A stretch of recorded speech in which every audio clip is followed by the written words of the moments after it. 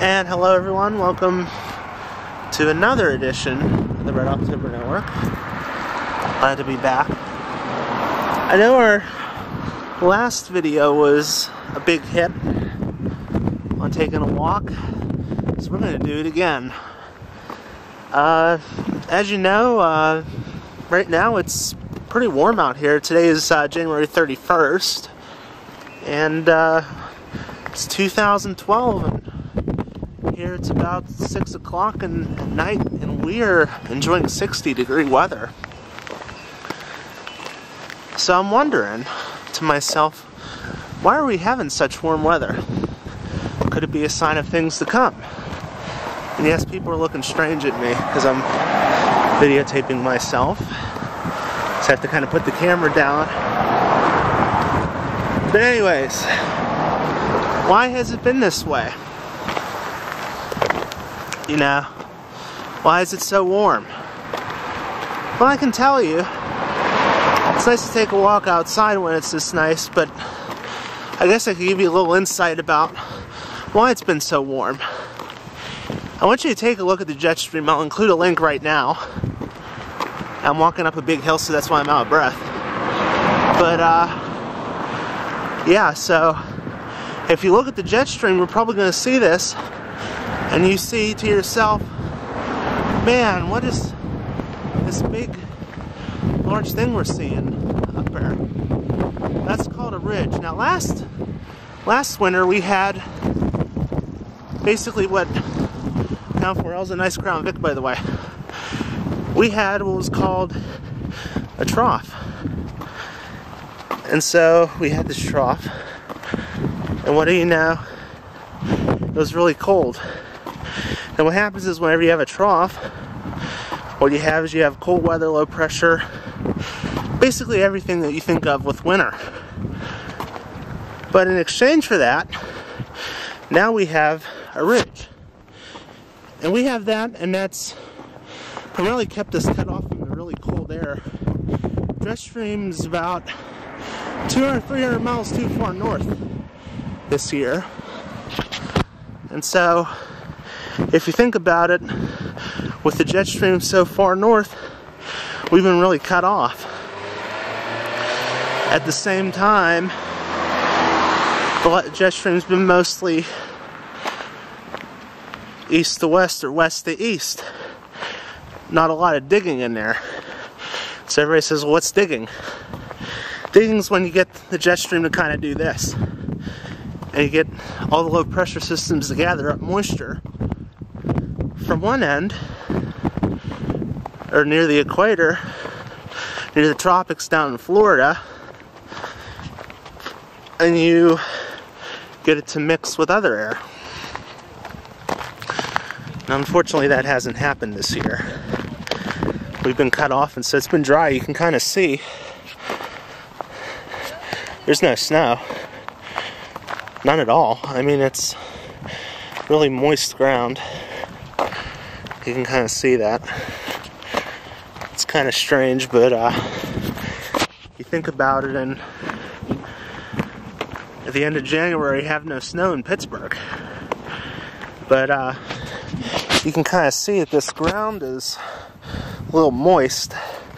We've had a really high water table here. We've had so much rain. It's a little drier than it was before, but then again, it really isn't what we're expecting. And so back to the moisture. If you think about it, with the moisture, if you don't have any way to gather it up, it kind of just stays down there. And even though you can hear the wind, you heard the wind in the last video, we had a lot of that, but we really haven't had that much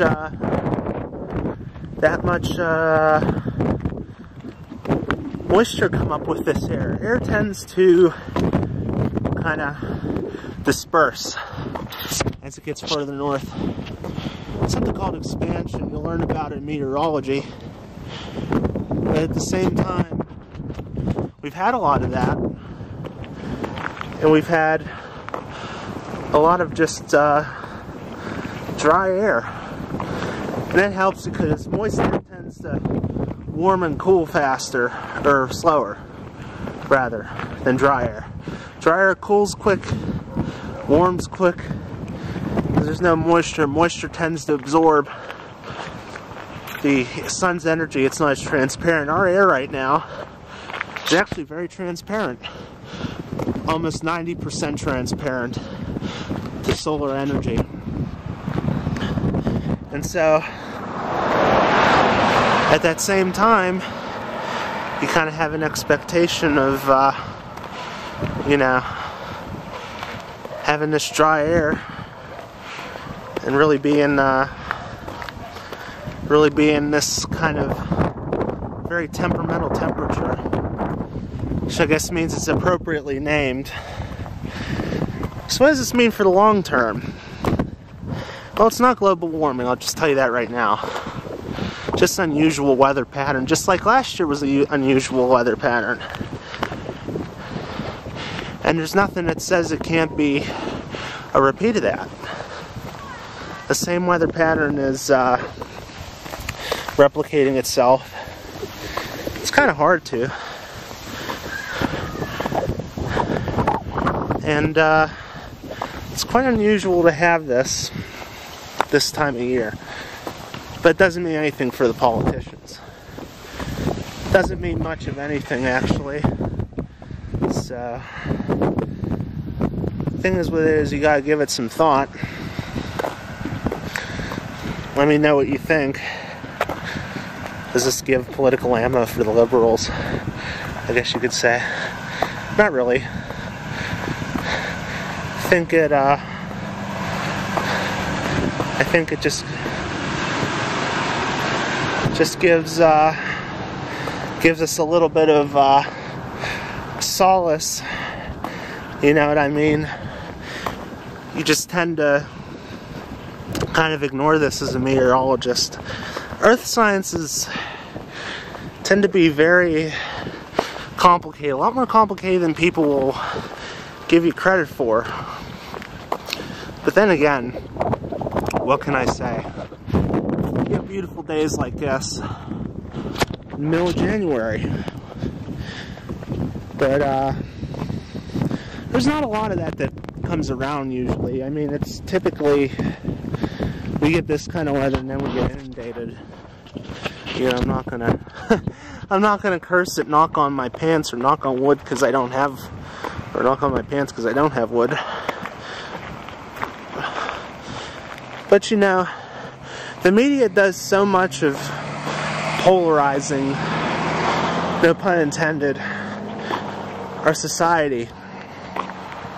And the media tends to kind of say things that politicians will say. One of my most famous quotes I know a lot of people liked it was, you know, politicians must know how to forecast weather and climate. That's why when I want a 5-day forecast, I ask Newt Gingrich or Nancy Pelosi or Al Gore. Do we do that? Of course not. But what we do is we make cases in the scientific forum. People say it's junk science. People curse our friends. You know, people like Michael Mann and those guys who really have done a tremendous job teaching climate to the world. And to have people who would rather not listen to science but listen to Sean Hannity or Bill O'Reilly or Al Gore, liberal media, conservative media, it's bullcrap. It really, really is just that, bullcrap. People should do their own investigations with their own data. That's a nice Impel SS there. But you know, think for yourself, as John Lennon once said. And do your thoughts. Praise the scientific community. Not all of us are liars or cheats. If 99% of the climatologists say the Earth is warming, we gotta do something about it. We take it in the same light as if 99% of doctors said, you keep smoking, you're gonna get cancer. or 99% of engineers said, if you build it with that type of steel, the building will collapse in 2 years. We'll give them credit, and we'll say everything nice for them. But then what we'll do is we'll go out and curse out the climatologist because he's politically motivated and we aren't. And just to wrap it up, weather is not climate. A climate model is not a weather forecast. Climate models are low resolution. They don't tend to account for rain or snow or day-to-day weather changes. They look at weeks, months, even years of change. And the whole aspect of saying that weather, we can't forecast weather 7 days out, how do we know 50 years out? Well, we change the variables. We don't look at specific things. A weather model at 7 days does pretty well. A climate model at 50 years does pretty well. You ask the same questions of the same things with the same metrics, and the weather models are not as bad as they seem. It's the meteorologist who screws up. That's the problem. But anyways, just to put it in perspective, all the warm days as I'm back from my walk, I hope to end up like this. Beautiful, pleasant, most of all, free of everything that winter brings. Hope to have many more. So I'll wrap up my 12-minute speech around the neighborhood. Let me know your thoughts. Please share. You can subscribe to me on Twitter, WWCP, like the station, DUBASIPI. Subscribe to me on Twitter, leave your comments, and enjoy the warm weather in the east and in chilly Alaska. How could we forget? See you later.